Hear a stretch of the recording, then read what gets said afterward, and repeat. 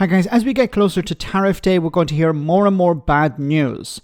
Agent Orange, who doesn't understand how tariffs work, is determined to use them as a cudgel against both friend and foe. Well, mainly friend. This week we heard news of tariffs on cars imported to the US, which is, of course, no doubt, designed to help the shadow president. And if you remember, Taoiseach Micheál visited the White House just before St. Patrick's Day to smooth out some of the edges. Well, that came to nothing, as we now have news that pharmaceuticals will be tariffed too. Ireland exported about €44 billion in pharmaceuticals in 2024, up from €4.4 billion in 2014. So this is absolutely terrible news for the Irish government, and could see a sea change in investment in Ireland by American companies. And while this is presented as a win for Americans, I'll explain why it's the opposite of that. This is very exciting, but it's also exciting because of what's happening with other aspects. We're going to be doing tariffs on pharmaceuticals in order to bring our pharmaceutical industry back. We don't make anything here in terms of drugs, medical drugs, different types of drugs that you need, medicines. It's in other countries, largely made in China, a lot of it made in Ireland. Ireland was very smart. We love Ireland, but we're going to have that. Okay, we love Ireland, but we're going to impose massive tariffs on pharmaceuticals from Ireland. Now, what's the problem here?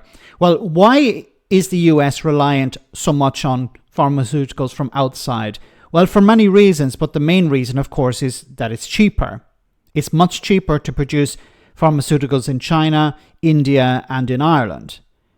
The US has relied heavily on that. Now, Trump is trying to sell this idea. What we're going to do is we're going to impose a massive tariff, and what this is going to do is it's going to result in reinvestment, manufacturing starting up again in the United States.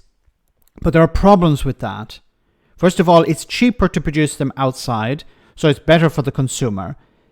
The specialization in creating these pharmaceuticals is extremely high. This is not like producing steel, it's producing something extremely complex.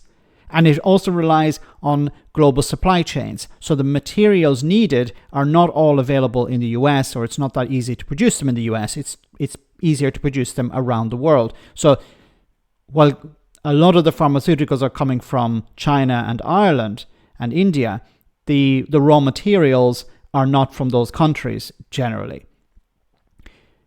But finally, the most important thing, 90% of prescriptions in the US are based on generic drugs.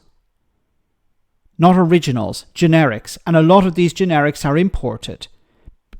The generics are cheaper than the original. So if American people are reliant on pharmaceuticals that are generics, and the US is importing a lot of cheaper ones from abroad, if Trump gets his way and the manufacturing is done in the US, well, these companies are going to have to recoup their costs, and they're going to move away from generics and charge more for the drugs. So the ordinary person is going to have to pay more.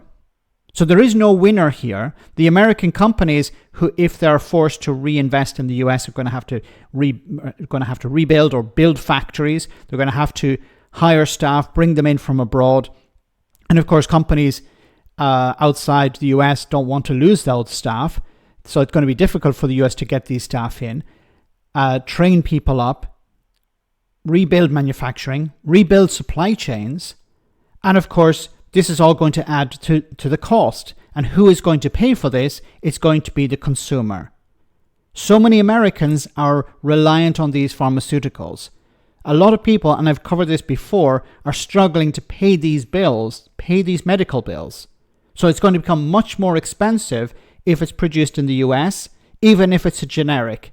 And of course, many companies may decide not to produce generics. They're just going to charge the full whack. Donald Trump doesn't understand what he's doing, or the people behind him simply don't care.